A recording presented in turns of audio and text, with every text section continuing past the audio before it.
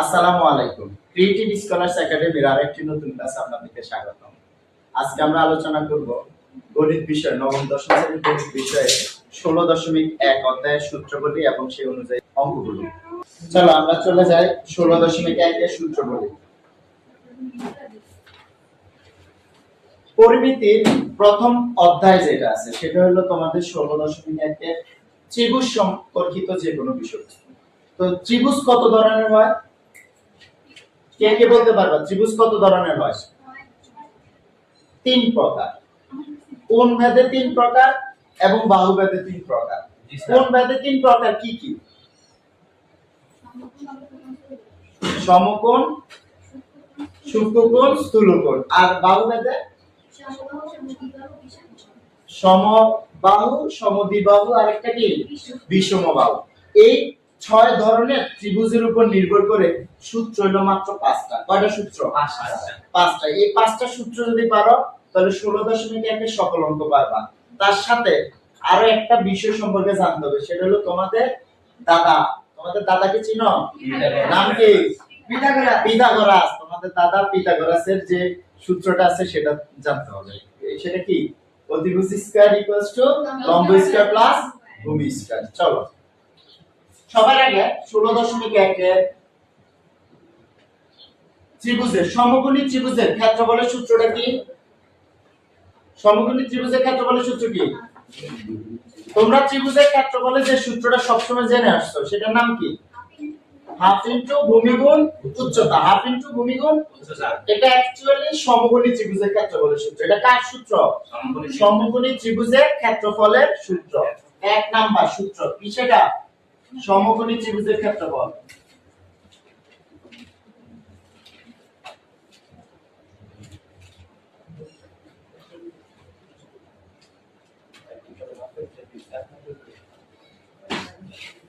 Half into ভূমি গুণ উচ্চতা।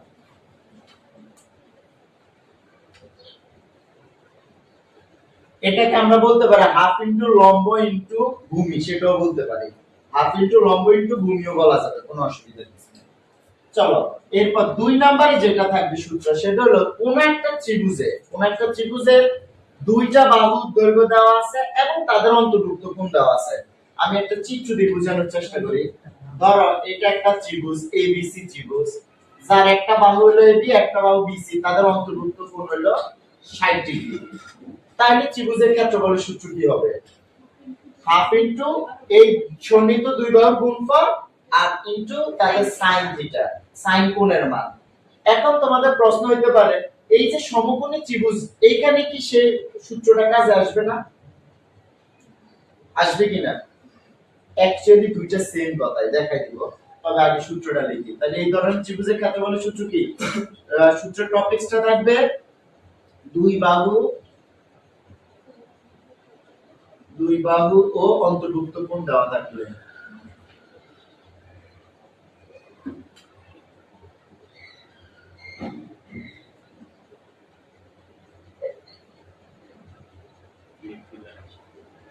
অন্তর্ভুক্ত কোণ দেওয়া থাকলে সূত্রটা কি হবে? হাফ ইনটু দুই বাহুর গুণফল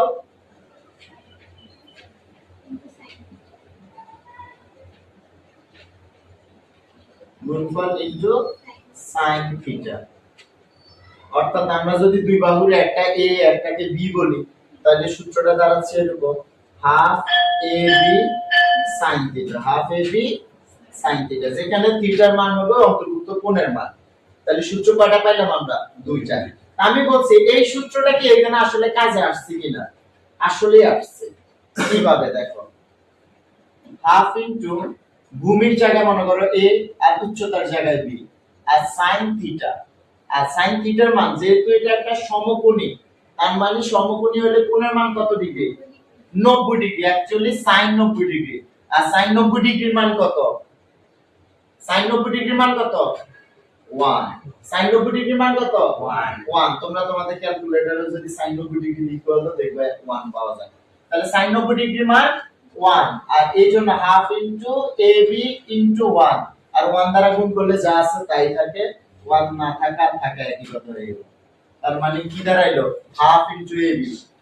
হাফ ইনটু এবি, অর্থাৎ হাফ ইনটু ভূমি গুণ উচ্চতা। তার মানে সূত্র একটাই, দুই জায়গায় একই রকম কাজ আসছে। এগুলো দুইটা। আরেকটা হলো যদি তিনটা বাহুরই দৈর্ঘ্য দেওয়া থাকে, কয়টা বাহুর দৈর্ঘ্য? তিনটা বাহুর দৈর্ঘ্য যদি দেওয়া থাকে তাহলে ক্ষেত্রফলের সূত্র কি হবে? আমরা এই দুইটাকে তোমরা তুলে নাও, এই দুইটা তুলে নাও সবাই।